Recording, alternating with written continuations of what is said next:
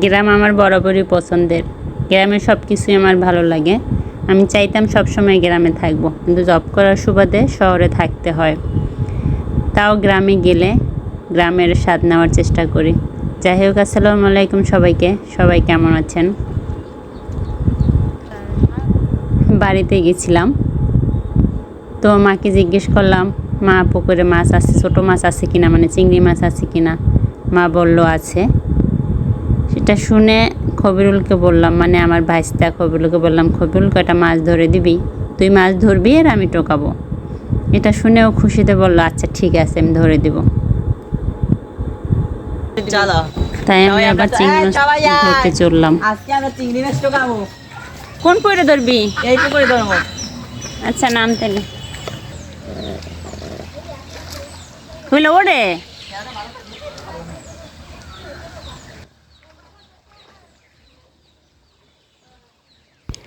খবিরুল খুসুন খাওয়াইতেছিল আর আমরা পাড়ে বসে গল্প করতেছিলাম, আমি, তাজমিন, মাকিরিন, বাবি। কেলাক ঝগড়া বাজে যারা হইছে না না নাই মানে দুটো দিকে আসছে এই মোটা মোটা ডাল দিচ্ছে আর পাতা দেয় না। এইবার মা চার আপনাদের নানু আনাইছে দুধের পরে আনতে নানু মতো ডাল ভিডিও। যদিও ওরা জানতো না আমি ভিডিও করতেছি। যাই হোক, খবিরুল অনেকক্ষণ খুসিন দিয়ে খেয়ে মাছগুলো ধরে মানে উপরে নিয়ে আসলো, দেখি মাছ উঠছে কিনা।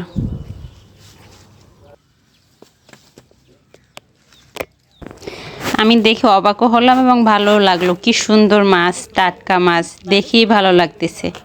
এদিকে খবিরুল আর তাজমিন আমার সাথে চিংড়ি মাছগুলো টোয়াইতেছিল আর এদের ইচ্ছালামি নিয়ে গল্প করতেছিল। রেজানা পিছে তোমার যাবো 100 টাকা নোট কয়টা পয়সা হচ্ছে আমার ডাবল পয়সা। আমি আমার নানার সালাম করছি, 500 টাকা দিয়েছে।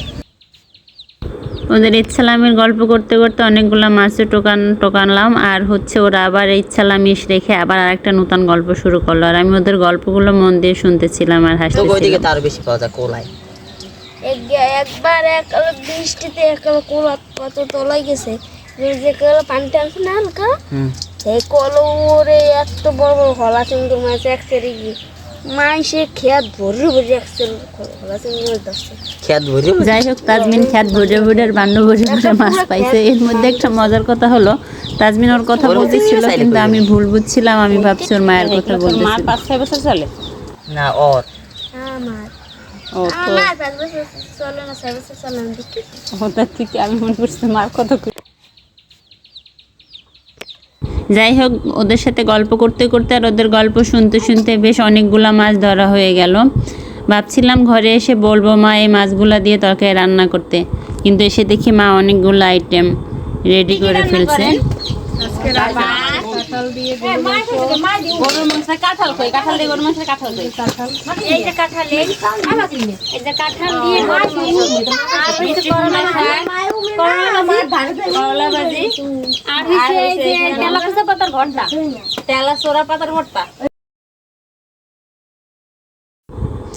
এদিকে মা আর ভাবি রান্না করতেছিল আর আমরা চুলার পাশে বসে গল্প করতেছিলাম। আব্বা, আমার বোনের জামাই, ভাইয়া আর আমরা ভাই বোনরা মিলে সবাই মিলে আমাদের মতো গল্প করতেছিলাম। ভালো, রমজানের মধ্যেই হয়েছিল, খুবই ভালো হয়েছিল। যেটা হয়েছে এটা আমার রসাতে লেগেছে। দেই তুই আসতে পারছ, একটু আসবি। ওই করে আর মেঘলারে বলে যদি কয় মেঘলা একটু হাসো হাসো, তাইলে একটু হাসি, তুই একটু হাসতো। দেই তুই হাসতে পারবি কি আর মই মারবি? আমি তোর কয় বছরের বড়, তুই কইতে পারো?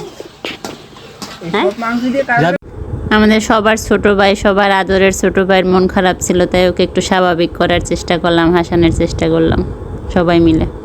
আমাদের এই ফ্যামিলি আড্ডাটাকে আর একটু ভালো লাগানোর জন্য আপু বানাই নিয়ে আসলো। আমরা এটাকে বানাইন্না বলি, যে কিছুই মরিচ দিয়ে গুলাই খাইলে আমরা বানাইন্না বলি। আর আমাদের এই আড্ডাটা আরও বেশি ভালো লাগছে আমার আব্বার জন্য। আমার আব্বা সাধারণত আমাদের কোনো মানে একদম আড্ডায় যুক্ত হয় না, সে বাহির নিয়ে সমাজ নিয়েই ব্যস্ত বেশি থাকে। আমাদের সাথে এরকম মধুর সময় দেওয়াটা খুব কমই আছে আমাদের স্মৃতিতে। যাই হোক, সবাই মিলে বানাইন্না খাওয়া নিয়ে ব্যস্ত সবাই, প্রত্যেকে। এইদিকে কাঁঠাল গরুর মাংস রান্না হয়ে গেছে, ভাইয়াকে রিভিউ দিতে বললাম খেয়ে। কাঁঠাল এবং গরুর মাংস অনেক সুন্দর রান্না হয়েছে, তবে আমি এই প্রথম খাই, অনেক মজা। আজকের মতো এখানেই শেষ করলাম। পরবর্তীতে কথা হবে অন্য কোনো ভিডিওতে। সে পর্যন্ত সবাই ভালো থাকবেন, আমার জন্য দোয়া করবেন। সবাইকে আল্লাহ হাফেজ।